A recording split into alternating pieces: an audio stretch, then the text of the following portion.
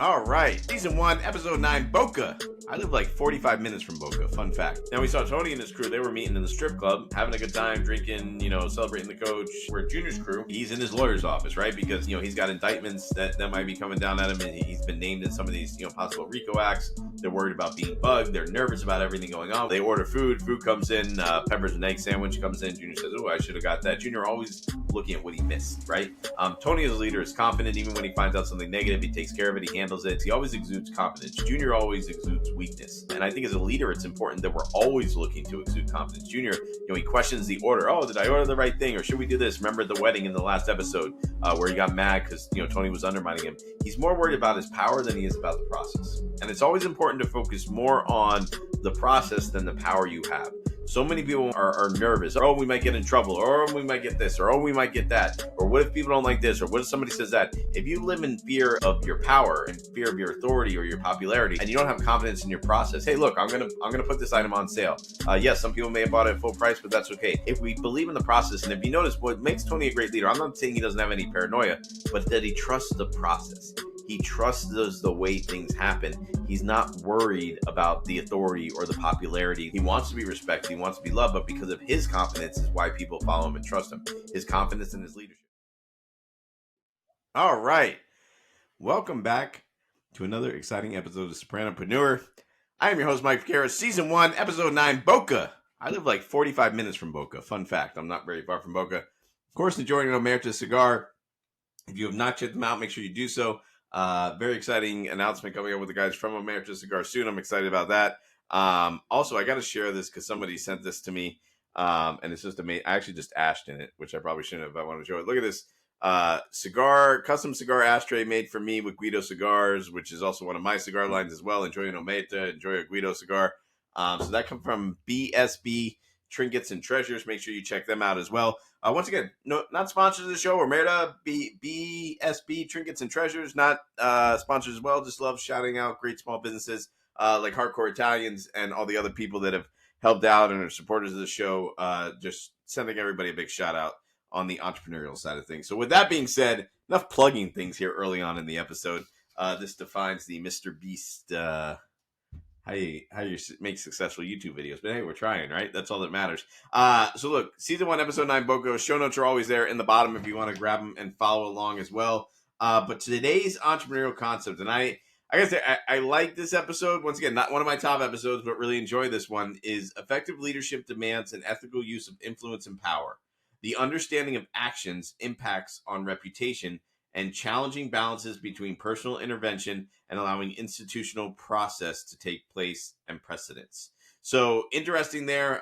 Really feel this episode explores themes such as responsibility of leaders to their community, the repercussions of misuse of power, and the struggles of adhering to personal morals in business decisions. So that was the entrepreneurial lesson courtesy of ChatGPT based on the notes that I took. I don't know if I ever told you guys that. That's what I do to get the key entrepreneurial concept. I'm always curious to see what ChatGPT thinks there, and I paid for the upgrade one. I ain't cheap. What do you mean? I got a guy. I ain't cheap. I paid for the thing. Or maybe I'm using someone else's login. I don't know, but we'll talk about that. But let's dive into the episode here. Season 1, episode 9, Boca. Safe to say this is pretty much a junior episode. Not really a fully junior episode, but a good part of it a junior episode. But once again, another episode focusing on the family, right? This is definitely a Meadow episode. There's a lot there with the family and what it's like being sort of just a resident of New Jersey, and soccer and sports life and things like that. I'm not saying that what happened in this episode happens to every soccer league, but we'll kind of talk about that and we will go from there. So we dive in here. Scene opens up in the cemetery. Once again, we see this trio, and I think it's really interesting that the same trio is showing up here of Tony's demise. Of both the realizing and the not realizing. We know Junior's kind of gunning for Tony. Pun definitely intended. And we also know that Livia is very upset with Tony for putting her in the nursing home or the retirement community, whatever you want to call it. And AJ, who really doesn't have an out for his dad, but his dad's hard on him. And AJ is actually, kind of the downfall and the demise of his father. Where Meadow really understands the whole mob thing, and I think the Mafia family, and we see this throughout her development in the series. AJ does not, and AJ really originally threw his dad under the bus by telling his grandmother that he was going to see a psychiatrist, and that also, and then obviously told Livia that, and then Livia told Junior, and this is going to start this downward spiral. But we see the three of them in a cemetery, which is ironic. They're visiting Tony's dad or Livia's husband's grave, and AJ's running around having a fun with the cemetery's dog, just kind of being a kid.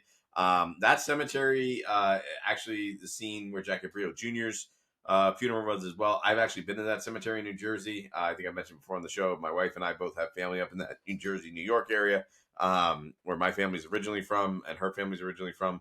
And I've been to that cemetery. It is very ominous. There's it was funny. We were there one time with my wife's family, and her grandmother, God rest her soul, was in the car. And we said to her, "Oh yeah, there's a cemetery. Who's buried there, Jerry?" And she says, "Oh, everybody." So it's anyone that probably lived in New Jersey their entire life is in that cemetery. But it's a huge cemetery, and obviously things are overgrown. I think it's actually at capacity, if you will. So I don't think they're having any more burials there, which is why things are kind of overgrown and unkept. But I digress. Junior and Livia are talking about sort of being upset about Tony being in therapy. She doesn't understand why he would need that. She thinks she did a great job raising him, which I don't know where she gets that. I think it's interesting. People who do bad things always seem to, or don't do a good job of things, always think they did a good job and are always confused. Where people I think who do great things, which is in business, which is always ironic to me, are very humble. What am I doing wrong? What can I do better? How can I do better? And then kind of going from there. So I think it's very interesting to see that, and very interesting to see that sort of conundrum there with Livia, if you will. She's someone who's not really trying, and she's not looking to get feedback and learn how to be better. She's just kind of saying, what did I do wrong? We see too kind of the idea of the past, present, and future, right? The idea of the past of Tony's dad, his life there in the cemetery, the present of Junior, Livia, and AJ being sort of the present situation that Tony's dealing with, and really the future. That's where we all end up, is back in the cemetery. So as much as cemetery represents the past, it also represents the future and where we're going. And AJ's playing around, and Livia obviously doesn't like happiness, and she's yelling, "Come here and pay respect to your grandfather. Do this, do that." Obviously, things she didn't do good with Tony. I don't think she probably has a great relationship with AJ because she's not good at building relationships, right? But like I said, sometimes people that don't do things well always think that they do, and they're not looking for feedback on how they could be better. They're always worried about the criticism and the negativity that's going to sort of come from people. All right, moving on. Next, we see Meadows' soccer game, and we see the guys here, right? Tony, Silvio, and Artie Bucco are there. They're watching the soccer game. They're having a good time. They're really getting into the game. They're yelling at the refs. Carmel even says to Tony at one point, "I can't believe you're into this, girls soccer." And he goes, "What? My only son's a couch potato. What am I going to do?" So really into the game, really into what's going on. It's a tough game, and we meet the soccer coach there, who's really kind of getting into things with the kids and really getting into sort of what's going on in the game and sort of cheering everyone on as they're going and doing a great job coaching the game. And we see a really rough play sort of come up. We see sort of an issue with that play. And then what we see finally is the fact that they score the goal and they win the big game, right? And the dads are all going crazy. Everyone's getting excited, which here's these tough mafia guys. And Silvio was kind of giving the coach a hard time. Coach Hauser. I had to pull up IMDb to verify that again. But and they're all excited he won. And then because they won, all the guys, they decided to take Coach Hauser to the Bing. Now, the Bing is a strip club. We know, ironically, this is where Tony hangs out, where he works. This is where they sort of run their criminal mastermind, if you will. But this is home base. This is their office. And Silvio's actually the successful owner of the business. And we know in business and entrepreneurship, if you know somebody that owns a business, you can kind of get the hookup, right? That's the whole "I got a guy" thing, right? I got a guy. I'm going to be taken care of. There's ways to be taken care of if you know somebody. And here at the strip club, Silvio's the owner. So they're celebrating, they're drinking at the bar, they're having a good time. The coach is like, "Man, quite a lifestyle you have here." And obviously they offer Coach the keys to the VIP room, which, and say everything's on the house, and the coach kind of turned it down. No. But it's an interesting thing in business, and I'm going to digress from this a little bit. And we'll talk about McKaysey and comes in a few minutes. But in business, I think it's interesting when you own a business. I kind of mentioned I really enjoy Omerta cigars. Saw they came out, went online, purchased them, bought them. Guido Cigars is a cigar line that I have as well, that I'm sort of working on, kind of a hobby, to be honest with you. But I've kind of put out there that I have this cigar line and that I'm doing this, and I've had great people like I mentioned, sort of BSB Trinkets and Treasures. They sent me an ashtray. Different people have been very nice about it, but it always amazes the people that reach out and said, "Hey, can I get some cigars for free?" And I don't mind. Listen, I'm Italian. I'm even going to dinner with a buddy of mine, and I was like, listen, let's go out to eat. I'm going to pick up the check. Like, I just do these things, right? Like, this is part of being Italian. If I see you, I'm going to bring you some cigars, whether they're my cigars, whether they're Omerta cigars, whether they're Guido cigars, whether they're CAO Italias. If I come to see you and you're a friend of mine, I know you smoke cigars, or even if you don't, I'm going to bring you cigars. I'm going to bring you a gift. Just like when I was a kid, Sebastian Maniscalco does this skit about this. He always brings coffee cake. I always give. I'm an overgiver. I like to give. Maybe sometimes I give too much. But what intrigues me is when in business, I've had a lot of times, and I don't mind. And people say, "Hey, can I get some free cigars?" No problem. I've even put out there, if you want free cigars, let me know. But even before I did that, I had people asking me for free cigars when they found out I had some. So I think it's interesting, though, in business too. A lot of times people come in and they have a friend or somebody that owns a business, say, "Hey, can you give me something for free? Can you do something for free?" And while there's nothing wrong with that, and obviously if you're offered it and your friend has a business, obviously take full advantage of it.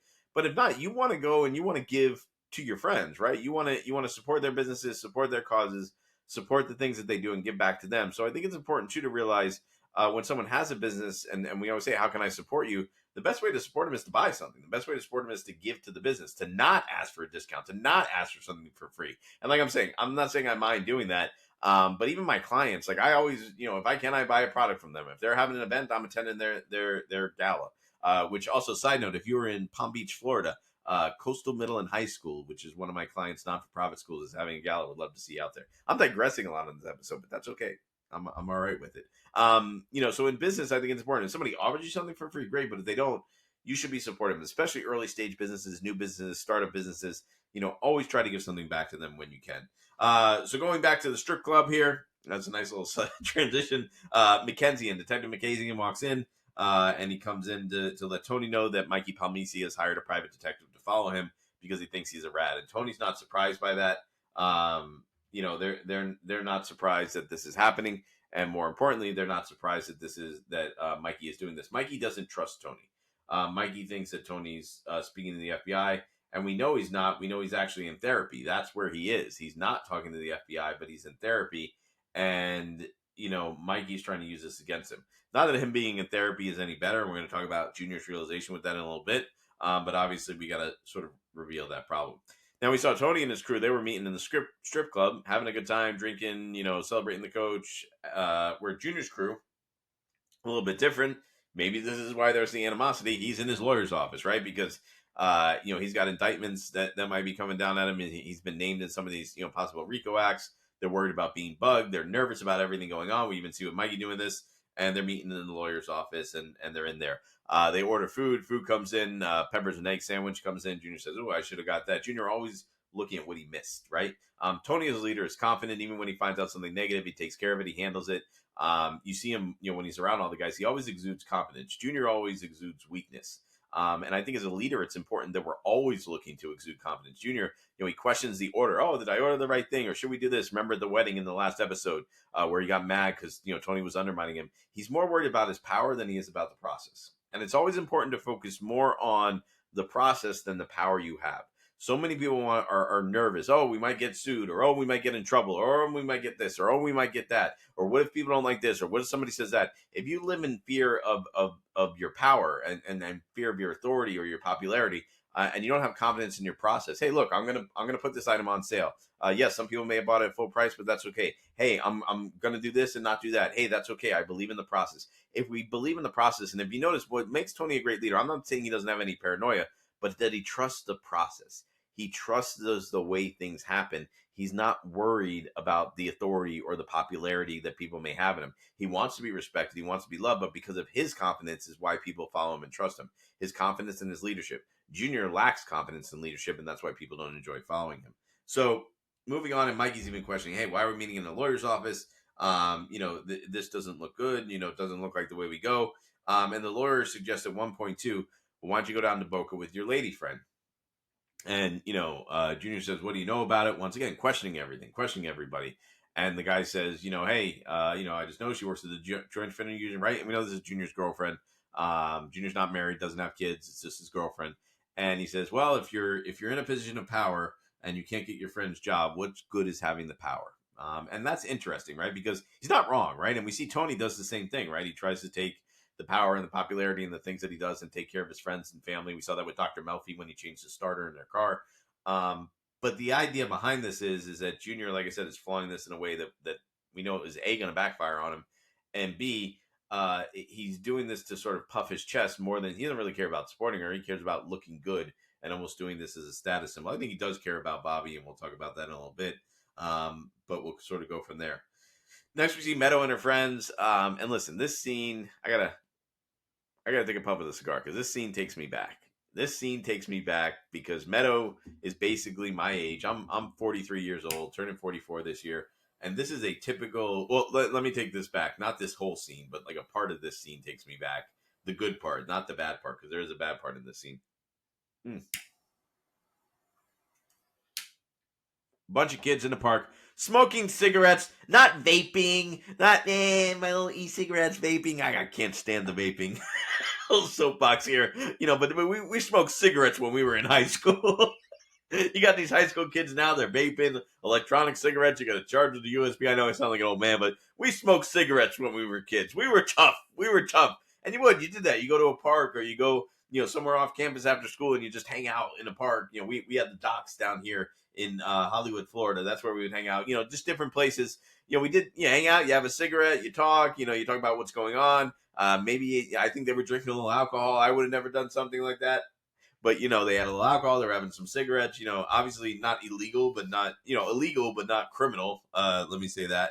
And and like I said, that just taking that. This is typical '90s kids behavior, right? Late '90s, early 2000 kid behavior, where we would just have fun. We'd hang out, we talk, see what's going on. But one of their friends, and now goes to the part that does not make me happy. I just want to transition that clearly. This second part of this does not make me happy. It makes me sad because I feel for this girl. And another little side note: I taught high school for a long time. So I've seen this where kids deal with a lot of issues, and we're going to see Allie's dealing with some real issues here. Their friend Allie is attempting to commit suicide. She's cutting her wrist. She's attempting to commit suicide. She's crying. It's a sad thing, man. And when I used to teach, I taught high school. I knew kids, unfortunately, that committed suicide. It's probably one of the saddest things I've ever seen in my life. And we know today kids are dealing with so much pressure, and what she was dealing with was even worse because, and we'll talk about this in a minute, it was coming at the hands of her soccer coach. So the kids are seeing this as a traumatic event for them, and it's something they're dealing with and they're frustrated with. And suicide too is something Tony's dealing with, right? A lot of people are dealing with this. It's a big issue. That being said, just sort of public service announcement here. If you're dealing with any of those feelings, man, get some help. There, even being Italian, we talk about Tony and the therapy and Libya and Junior looking down on, man. If you're struggling with something, get some help because, believe me, as big as your problems are, whoever you disappointed, whatever you did wrong, no matter how much you hurt somebody, everybody here loves you, and everybody here cares about you. And believe me, people would much rather have you here with the problems and the mistakes you made than not here. And I'll tell you that. So just a little side note. And like I said, this is something in the episode that hits home with me on multiple levels. So just wanted to kind of, put that out there a little bit. All right. So next we see Larry Boy showing up at Livia's nursing home, saying hello to her and, saying, hey, how you doing? Do you remember me? She says, oh, yeah, of course. Says his mom's coming in. And Livia, the same thing. Livia's like Junior. Oh, yeah, she's going crazy. She threw a shoe at someone. Well, she better not throw a shoe at me. Not can I help her? How can I do things? How can I make things better? Livia's just this angry, negative person all the time. She's a toxic person, right? Type of person you want to be around. And Tony comes up, and, obviously, Tony now has worked out this thing where, once again, Junior kind of did things in a way that they're talking to the lawyer's office. They're worried about it being bugged. Tony's in the strip club. Junior's now done it in a way that Tony's done it in a way that he's bringing all his crew is basically with their parents in the same nursing home as his mom so they can talk. We saw in a previous episode where Tony was hiding the guns and everything from the FBI and the money in there. So, and it seems like a great idea and everyone thinks it's a great idea as well. All right, so they're there in the nursing home. Tony opens up the newspaper and what does he see? He sees that Coach Hauser is leaving. And he's really, really upset about that. He's really angry and he's really upset that that's happening and he doesn't understand why it's happening. Silvio and Artie go to see the coach to kind of confront him. Say, hey, what's going on? Why are you leaving? Can't you stay for our daughters? We really want you here. We don't want this to end. We're winning. We're doing well. And he gets upset and says, listen, they made me an offer I can't refuse. And of course, great line, obviously well written by David Chase. And they said, well, you haven't heard our offer. And at that point, all the kids stop and look over and the coach yells at them like, hey, what are you guys doing? Go play. Keep practicing. Practice isn't over. And Meadow tells the coach to fuck off, and that does not go well. Silvio, obviously knowing Tony and knowing Meadow, says, "Hey, do you want me to talk to your father?" The coach says, "No, this is my field. I'll take care of this." As a good leader, right? I think the coach too doesn't flout his authority. He flouts his authority, but in a way that he's sort of taking control of the situation. So he's a good coach on that side. We know he's going to be a terrible human being here in a few minutes. But he takes good authority of that, and we see Meadow going to run the laps. And Meadow too, to her credit, she knows everything that's going on. She knows why Ali was cutting herself. She knows why the coach is leaving. She has no respect for him. And we'll see when the rest of the guys find out. They're all going to feel the same way Meadow does, which I think is interesting. Remember when I said Meadow is the mobster here? AJ is not, unfortunately. AJ's soft. He's a soft kid. But Meadow is the mobster here. And we keep seeing that in her. And I think, too, it just goes to show you as a parent or as a leader, right? We can lead multiple people in the same way. And Tony and Carmelo will deal with this throughout the series. AJ and Meadow are very different. And it just goes to show you the same leadership style, the same processes, the same techniques, the same parenting styles. Doesn't mean everyone's always going to turn out the same. So I think it's really unique the way here we see Meadow. Though Meadow is much more like Tony than Carmella. And AJ, I don't want to say AJ's like Carmella, because Carmella, I feel like she has a lot of comments. AJ's this like weird version of neither one of them. But we'll get to that as we go on. Next, probably one of my favorite Soprano scenes again here. Season 1 was just filled with so many nuggets. Not like some of the other episodes that I've said I haven't liked, but this scene is just one of my favorite scenes. Tony and Artie are out to dinner, and they're talking about the coaching situation and everything going on, and they're out of the fancy restaurant. And once again, if you know me, you know I love a good restaurant. I love a nice steak dinner at a nice fancy steakhouse. I like going to the finest Italian restaurants. I enjoy eating a good meal. I think there's a lot of things I think I buy like 1 or 2 pairs of shoes every 5-6 years. Like I'll keep my shoes forever. I don't have that many shoes. I know people that spend a lot of money on shoes or clothes or things like that. I spend money on good food. If you've seen me from here down, which you can't on the podcast, you would know a little bit here in the chin, a little bit there. You would know I enjoy a good meal. And that being said, and this is something, once again, this takes place in the late 90s, early 2000s, where still some restaurants had you couldn't come in without a jacket on. But we know we got more and more casual. And even when I go to a fancy restaurant now, I'll be honest with you, I've worn a hoodie, I've worn shorts. I've gone to steakhouses in shorts and sandals. You used to 25 years ago, you couldn't even get into a steakhouse if you didn't have dress slacks and a sports coat on. But we've obviously gotten more casual as a society, but I love where this used to not be the norm. And this is kind of probably what they were worried about, is guys like me coming in a hoodie and sandals, and now that's the norm. But, they see a guy wearing a baseball cap. And Tony and Artie talk about how this bothers them and upsets them. And it bothers Artie and Tony for 2 different reasons. It bothers Artie because as a restaurant owner, he knows, hey, look, man, I took all this time in making this place beautiful. I took all this time in making everything look nice and cooking the food and creating a great experience. And here's a kid with a baseball cap on. And, when we look at that from an entrepreneurial standpoint, I think we have to understand, too, that as business owners, we put a lot of effort into our business, setting it up, paying people, doing everything that we do to run the business on a day-to-day. We put a lot of heart and passion to it. And sometimes our employees are like this guy with the baseball cap. They're happy to be there. They want to enjoy it. I'm sure that guy with the baseball cap in a fancy restaurant was enjoying. He looked like he's having a good time. He's on a date with his girlfriend there. They're eating, they're laughing, they're having a nice time. And then we know Tony goes over there and says to him, hey, buddy, they took the bleachers out and take your hat off. And he's like, what are you talking about? I don't know you. I didn't even think I did anything wrong. And Tony tells him to take the hat off and gives him a look. He gives him a look and doesn't even say anything, and basically scares the crap out of the kid because the kid figured out who he is, and basically takes his hat off in almost an embarrassing way and puts it under. And going back to what I was saying, as a business owner, and Tony and Artie, I think, are great examples of business owners, the way we feel sometimes, right? You put all this effort in. Artie didn't go yell at him. He said Tony, which I always kid around and say, I'm an outsourced COO. That's always my job, is to go have the typical conversations with people, to go do what Tony did. But at the end of the day, we can't expect our employees to understand all the rules. This kid didn't think he was doing anything wrong by wearing a baseball cap and insulting everyone. And even when he got confronted, he's like, oh, it's my hat. I can wear it where I want, because he got confronted in a negative way. I'm sure if Tony went over and said, hey, listen, kid, I know you're here. You're having a nice time. Maybe it's your first time. You don't really wear baseball caps in here. It's a nice restaurant. The owners here are trying to create an ambiance to make this a special place so you guys could really enjoy it. That's a nicer way of saying things than what Tony did. We have to remember that with our employees and our customers sometimes. We put so much effort into the business that we try to have that same high level of passion that we had in putting the effort in. And then we get angry when people don't do what we want, or we get angry when they don't follow directions, or we get angry when our customers don't get it. But they don't understand it from the level of passion that we have. And it's okay to have that passion. I think it's okay for Tony and Artie to have that passion, but we can't put that on everybody. So it's not what you say, it's how you say it. And sometimes it's important to see our customers and recognize them that way. So once again, one of my favorite scenes. And of course, at the end, Tony sends him a bottle of wine, which, I mean, I just love that. So we got to remember that too. I mean, to me, that's, when it comes to your employees, you got to take care of them, man. take them out to dinner, buy them, take your employees to nice restaurants, buy them gifts when it's their birthday, do nice things for them. Why? Because that stuff, people remember that stuff, and they feel that stuff in the heart. Does that mean they're never going to screw up? No. Does that mean they're going to work harder? No. Does that mean they'll never leave you? No. But it is the right thing to do. I think taking care of your employees is one of the greatest things you do. I've had the ability to work with some great entrepreneurs that do that for their employees. I try to do that for whoever works for me as well. I always make sure I take care of people that work with me. It's really important. So, cut to the next scene. Speaking of gifts and taking care of people.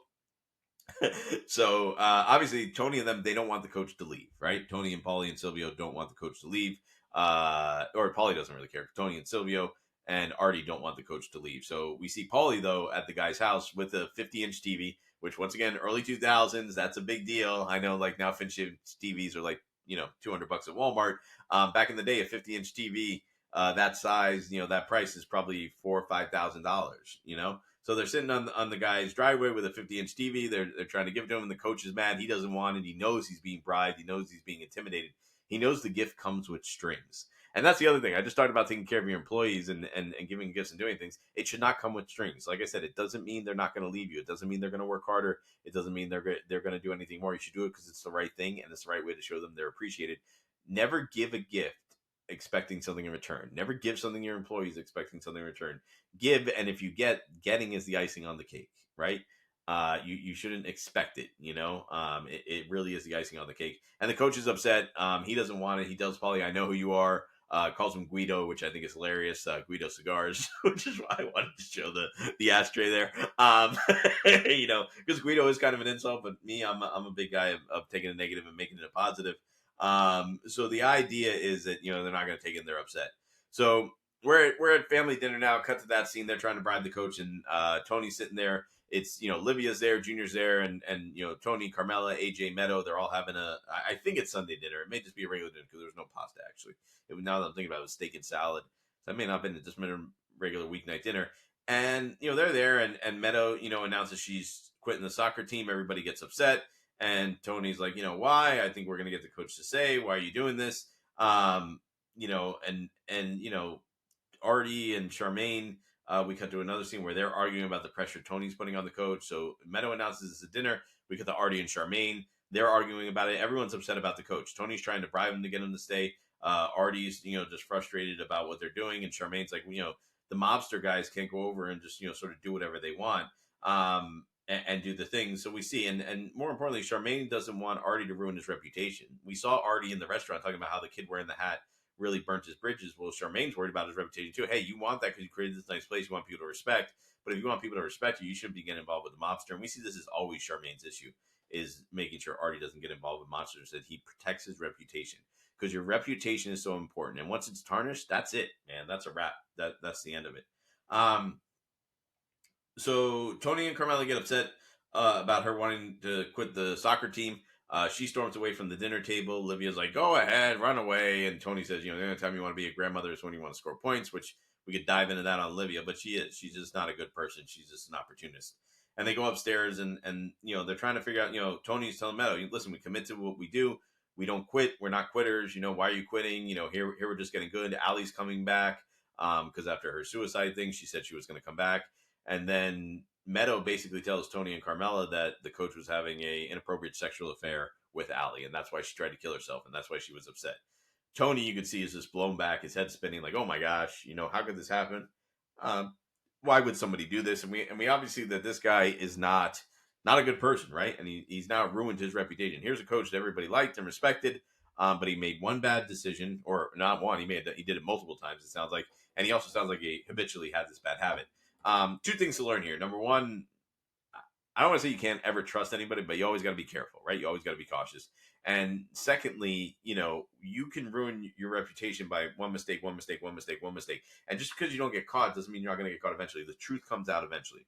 Everybody gets caught for the dumb shit that they do. Everybody gets caught for the wrong things that they do. And this guy's doing a terrible thing. And this is a bad thing that he did.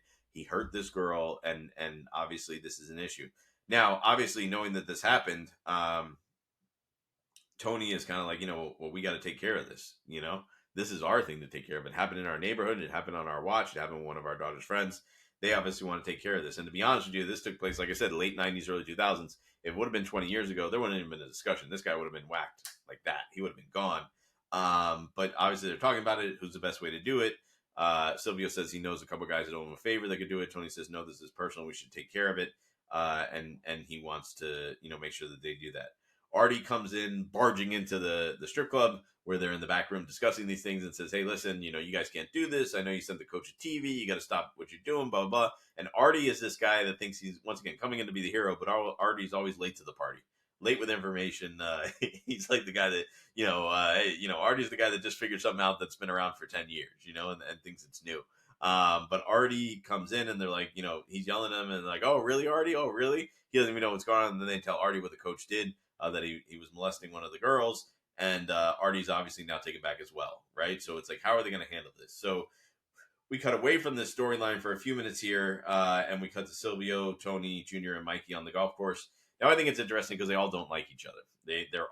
Both pairs have been talking about each other behind their backs, but when the four of them meet for golf, even right before they're golfing, Junior and Mikey are talking about how they think Tony's a rat and he thinks he was a witness protection.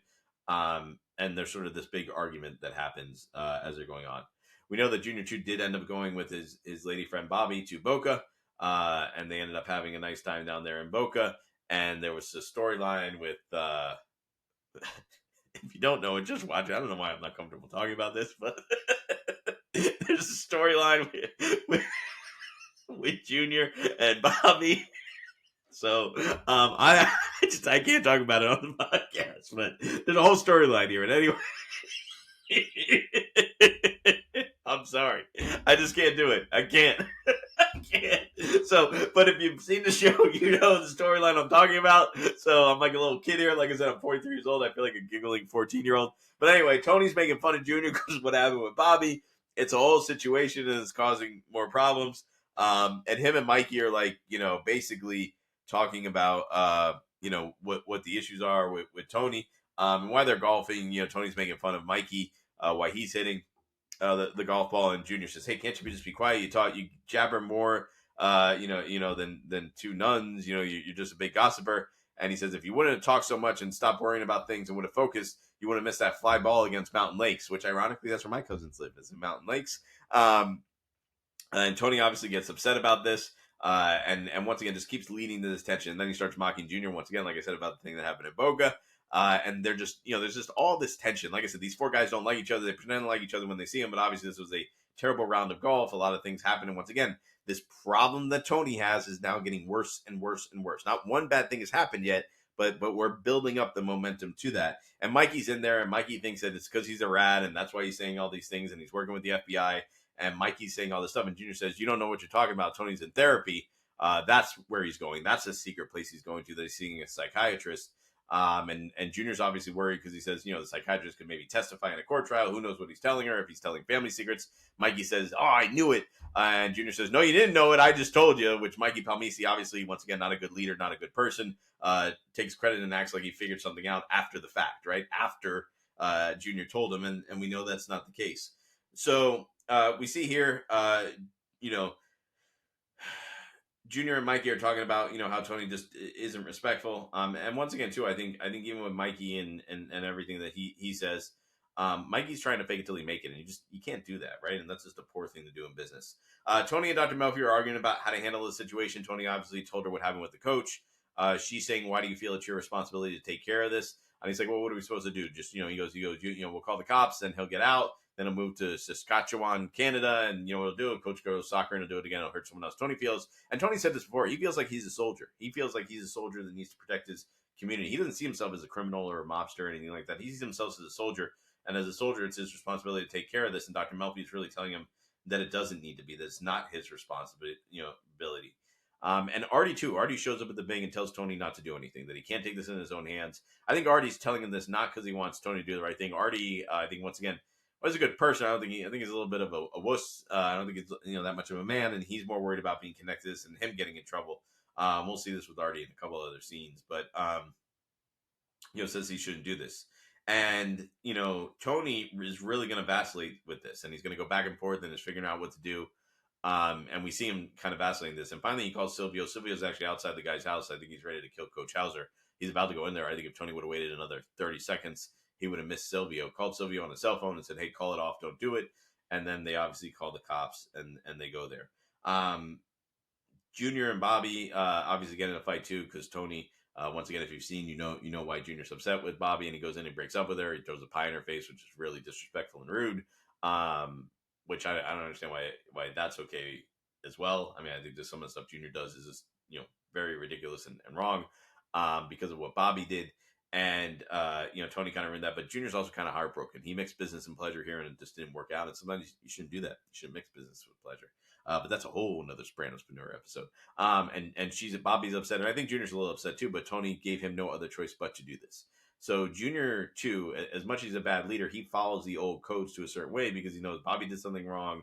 Bobby did something she wasn't supposed to. She broke the code of silence, if you will, and he needed to break up with her. I think that's good. That's all he did. Because I think he could have done a lot worse, but he still didn't treat her with respect, and it's just not a good situation.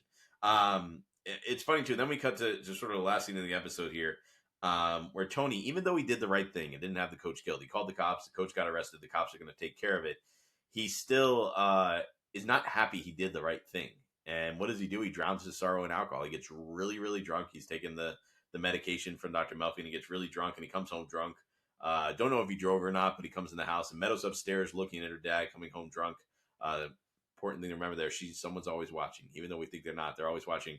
And Meadow kind of knows what's going on here. She knows too that, and remember what I said, Meadow's the gangster. I think she wanted her dad to kill Coach Hauser. Because you could even see in her face, he comes in, he's drunk, he's laughing, and he whispers to Carmela, "I didn't hurt anybody. I didn't hurt anyone. I did the right thing. I didn't hurt anyone." And doing the right thing pained him so much he had to get drunk. And Meadow sees this, and you can see the look on her face. She's almost kind of disappointed in her dad. She almost wishes she did things. Like I said, Meadow's the gangster here, but Tony didn't do it. And what we learn here from a business standpoint, and we'll close on this note, is that doing the right thing is not always easy. And doing the right thing may hurt more than doing the wrong thing. The wrong thing may actually feel good. The wrong thing may actually feel right in business and in life.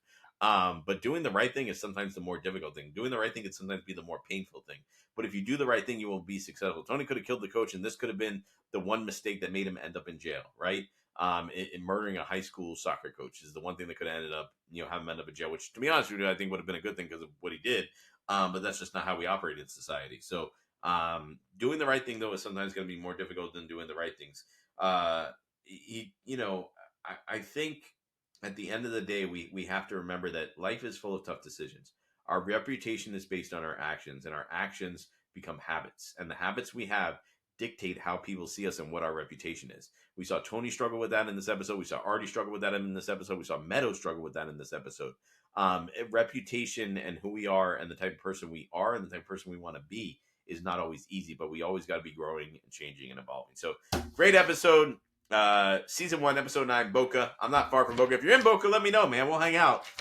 Abe and Louie's a great steakhouse down there in Boca. Would love to go and grab a steak with you if you're in the area, or a cigar. We grab an Omerta cigar.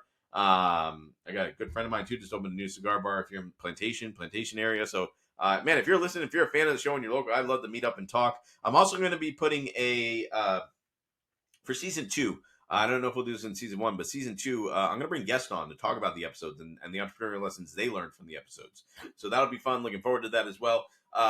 So, hey, listen, man, appreciate you being on the show. Appreciate you being here. For more great information about Sopranopreneur, visit Sopranopreneur.com or find us on Instagram at Sopranopreneur.